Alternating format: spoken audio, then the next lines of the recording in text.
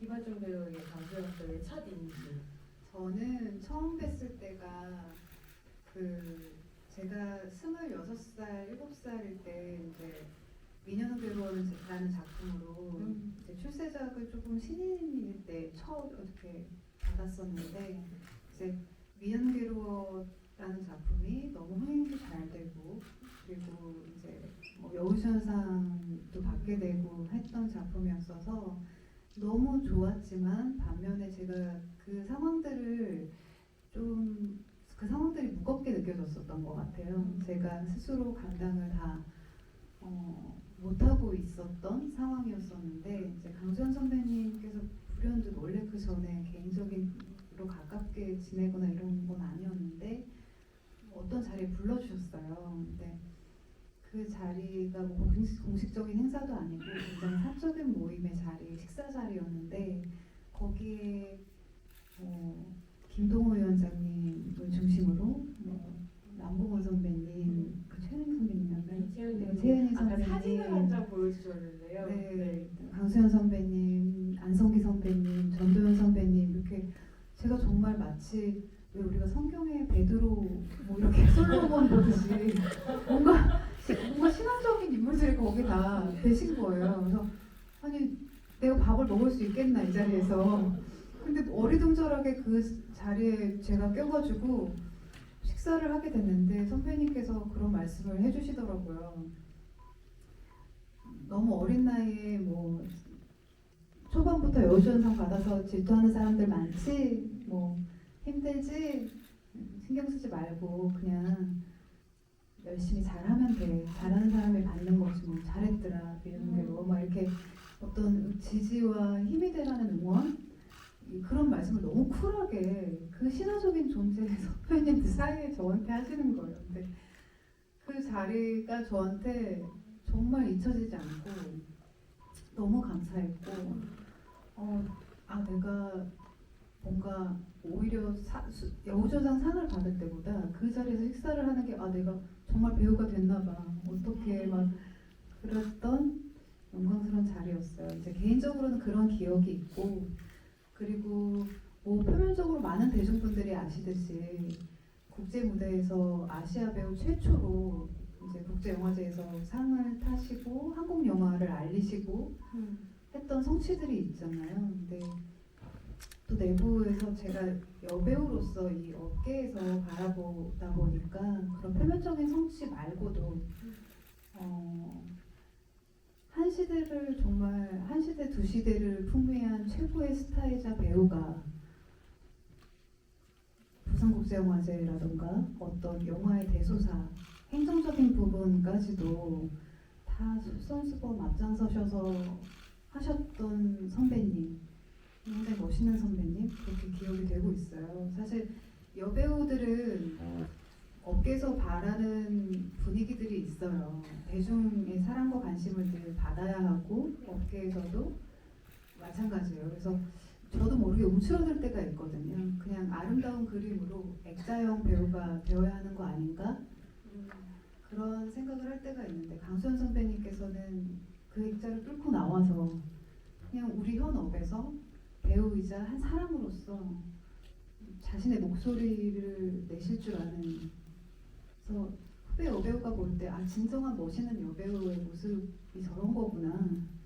아름다운 그림으로 영화 속에 드라마 속에서만 존재하는 게 아니라 이 업계에서 우리가 모두 이 영화 산업을 잘 지탱하기 위해서 응당해야 되는 것들이 어떤 것들이 있는지 이런 것들을 보여주시는 분이었기 때문에 저 모습이 너무 정말 더 멋있다. 그런 것들을 느끼게 해주는 선배님이셨죠. 네.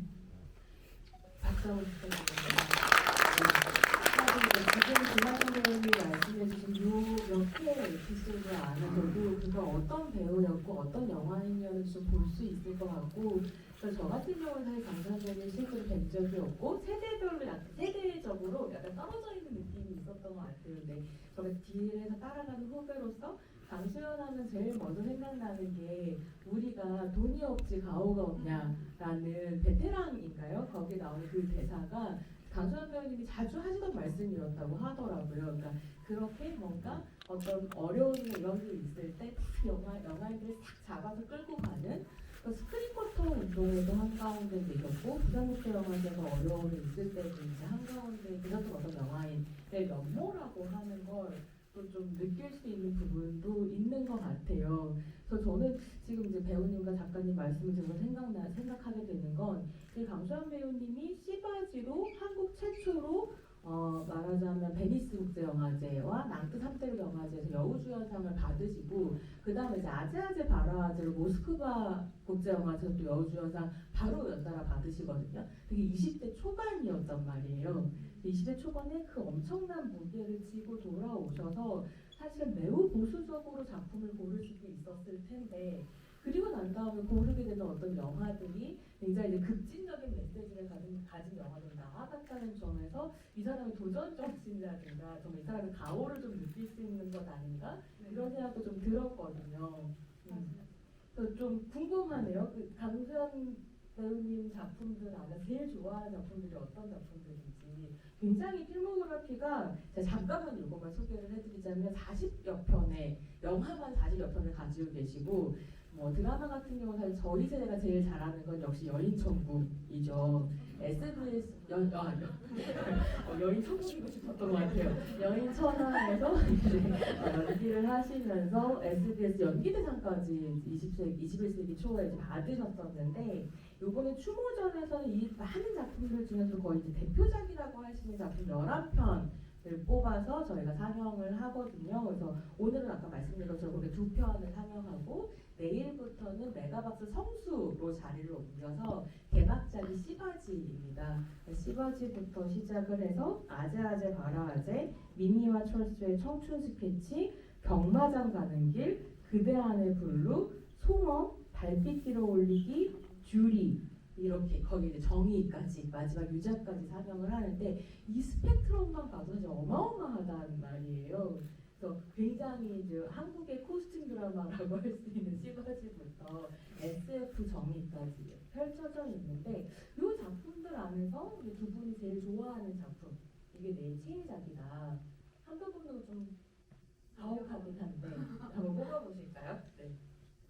그래도 뽑는다면 전 처녀들의 저녁식사를 정말 좋아하는데 이 작품의 톤이 사실 굉장히 즐거운 톤이어서 주제도 그럴 거라고 생각하기 쉽지만 사실 어떤 개인적인 자유를 공권력이 어디까지 개입할 수 있는가는 되게 중요하고 첨예한 질문을 던지는 작품이잖아요.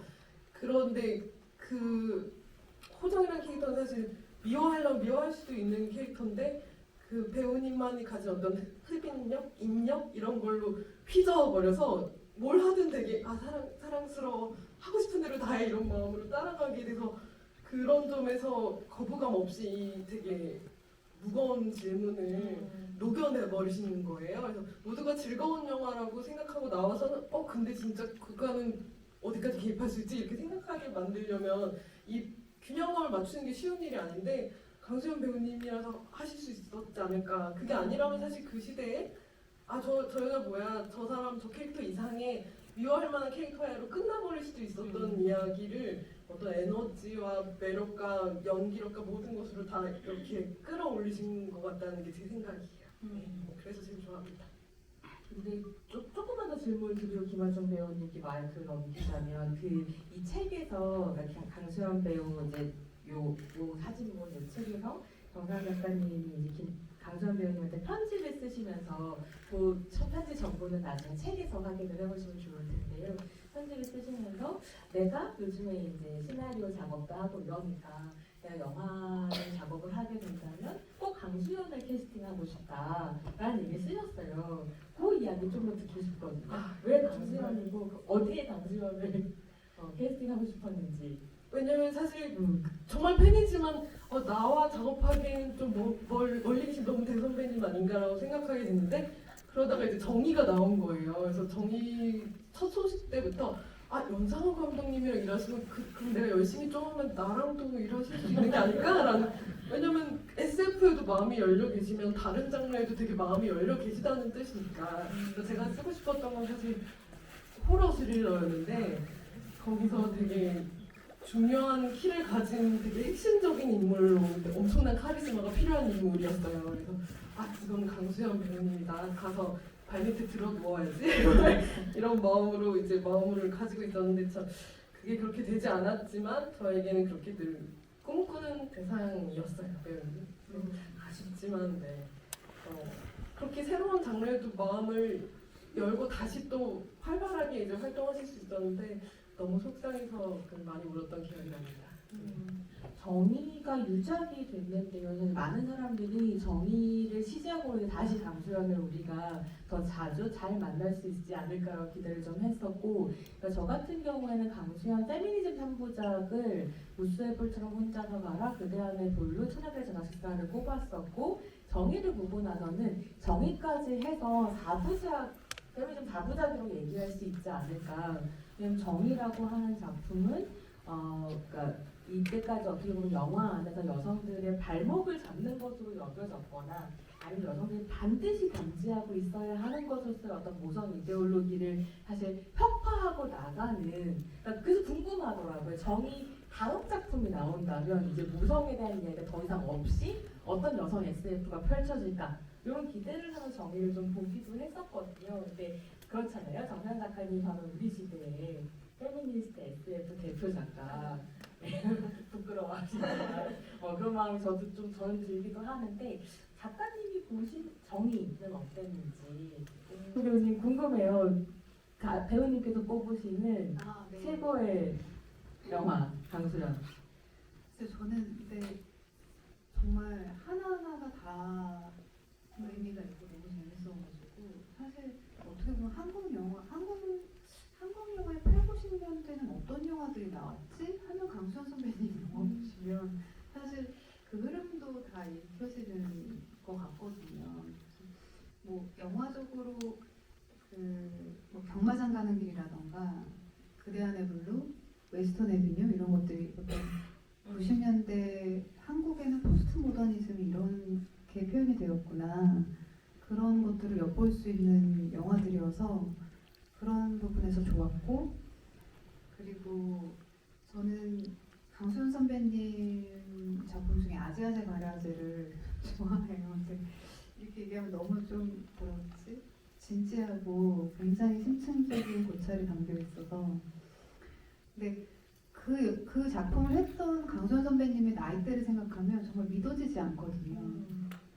불혹 정도의 나이가 되어야 이 영화를 완전히 이해할 수 있을 것만 같은 주제의식이 있는데, 그거를 20대 후반이셨나요? 20대 때 20대 여전히 초중반이셨어요. 네. 그때 그 연기를 하셨다는 게 너무 경이롭고, 심지어 비구니 역할이자 굉장히 어떤 판모파탈로 여겨지실 수 있는 이 두 개의 얼굴을 한 작품에서 선배님이 가지고 있는 그 뭐라고 할까요? 배우 자체의 힘으로 뚫고 나가는 힘이 거기서 좀 보인다고 저는 생각이 들거든요. 양쪽 캐릭터를 다 가질 수 없는데 그거를 강수연 선배님이 하고 계신다, 그 영화에서. 그래서 그 영화를 저는 굉장히 좋아합니다. 네. 그러니까 실제로 당시에 관련 기사 같은 걸 보면 강수연에 대해서 표현을 시네이시빌에 나왔던 표현이기도 한데, 성녀와 요부 사이의 어떤 이미지라고 하는 걸 정말 잘 표현하고 있는 배우다라는 평가들이 계속 있었어요. 지금 생각해보면 그 강수연 배우의 얼굴이 가지고 있는 진짜 저는 성스러움이 있다고 생각하거든요. 그러니까 성녀와 요부 사이라고 하는 이 표현 자체는 굉장히 이제 가부장제 사회에서 어떻게 보면 여성을 스테레오타이퍼 했을 때 이 두 가지 이미지에 가둬놓고 운신의 폭을 줄이는 재현이라고 할 수 있고, 90년대 강수연 배우가 연기했던 많은 캐릭터들은 이 스테레오타입을 뛰어넘으려고 하는 노력들이 저는 있었다고 생각하는데, 그렇게 생각할 때에도 뭐 시바지나 아재아재 바라아재 같은 영화, 그리고 저는 사실 거의 강수연 배우님 작품 얘기할 때 언급이 안 되는 작품인데 제가 진짜 좋아하는 영화가 고래사냥 2거든요. 근데 그러니까 이게 사실은 영화적으로는 어떻게 평가해야 될지 잘 모르겠어요. 영화는 좀 별로 좋아하지 않는데 거기 나오는 강수연이야말로 이 성녀와 요부 사이에서 성녀의 그 이미지라고 하는 걸 진짜 성스러움으로 끌어올려서 그냥 비판적으로만 볼 수 없는 작품이라고 하는 게 배우의 신체와 만났을 때 완전히 다른 의미를 가질 수 있구나라고 생각하게 한 작품이 그 작품이었는데 그게 강수연이기 때문에 이 어떻게 보면 고리타분한 재현을 돌파할 수 있었다라는 생각을 하게 되고 이후로 돌아보면 물론 한국 영화에 너무 좋은 배우님들이 많지만 강수연 같은 배우를 찾는 건 정말로 어렵구나라는 생각을 좀 하게 되기도 하죠. 작가님은 또 이제 캐릭터를 쓸 때 김하중 배우에게도 강수연 배우와 비슷한 궤적이 있다라는 생각을 좀 했거든요. 그러니까 어떻게 보면 미녀는 괴로워는 진짜 저는 한국 역사에 남는 중요한 작품이라고 생각하고 거기서 배우님이 보여준 연기 너무 좋아하는데 한편으로는 그 미녀는 괴로워가 가지고 있는 여성 재현의 스테레오타입도 있단 말이에요. 굉장히 살이 쪘었던 여성이 미녀가 되면서 이제 겪게 된 어떤 새로운 삶 이런 걸 보여주기 때문에 비판적으로 보는 어떤 이제 평가 같은 것들도 있었고, 근데 그 작품을 통해서 말하자면 이제 탑스타가 된 김하중 배우가 이후로 점점 선택했었던 작품들은 로맨틱 코미디를 비하하는 의미가 아니라 장르의 다양성을 넓힌다는 의미에서 로코에만 머물러 있는 것이 아니라 점점 이제 뭐 액션과 스릴러 이런 쪽으로 확장되어 왔다라는 생각이 좀 들거든요. 그래서 김하중 안에 있는 굉장히 어떤 여성스러움과 굉장히 중성적인 미와 뭐 이런 것들이 섞여 있는 배우, 다양한 얼굴을 가진 배우라는 생각을 좀 하게 되는데 여성 배우, 여배우로서 그리고 그 강수연이라는 배우에게서 여러 영감을 받은 배우로서 배우님이 가고 있는 연기 이력이라고 하는 것을 어떻게 이제 생각 판단하시고 또 작품을 어떻게 고르시는지 그 얘기를 좀 듣고 싶습니다. 글쎄요, 근데 사실 다음 작품은 이런 걸 하고 싶다, 난 이런 배우가 되겠다라고 명확하게 목표를 세우면 선택할 수 있는 작품이 너무 없더라고요. 그래서 그냥 그때그때 작품을 보고 재밌는 거는 장르 불문, 역할 불문 도전해보자라는 마음을 항상 유지하려고 노력하고 있고, 다만 이제 작품을 선택하고 뭐 때에 따라서 뭐 다소 너무 평면적이거나 뭐 좀 수동적이고 대상화되어 있는 역할에 좀 영혼을 영혼을 좀 넣으려고 노력은 하는 것 같아요. 네, 그 안에서 연기를 조금 더 이 캐릭터 입장에서는 어땠을까 이렇게 생각해보면서 연기를 하는 것 같아요. 최근에 디즈니 플러스의 그리드에서 네. 형사 역할을 하셨잖아요. 네. 그래서 이런 역할을 하시는구나라고 생각을 하고 나서 이제 생각해보니 김하중 배우님 예전에 저도 누가 저한테 제 석사 공부 물어보면 너무 싫은데 12년 즈음에 석사 졸업하시면서 석사 논문이 스릴러 영화에 대한 거였어요. 스릴러 영화 관객성에 대한 논문을 쓰셨는데 네네. 그때 왜 스릴러였는지 스릴러를 특별히 좋아하시는지 너무 궁금하더라고요. 사실 제가 그거를 쓰고 나서 많은 분들이 또 작품 선택도 그랬고 스릴러를 좋아하는 배우구나 그렇게 생각을 하시는데, 물론 지금은 굉장히 좋아요. 근데 그때 당시에 좋아서 시작했다기보다는 당시가 이제 그 스릴러 영화 추격자 나왔을 때가 2007년인가요? 2007년 9년 그 언저리일 거예요. 근데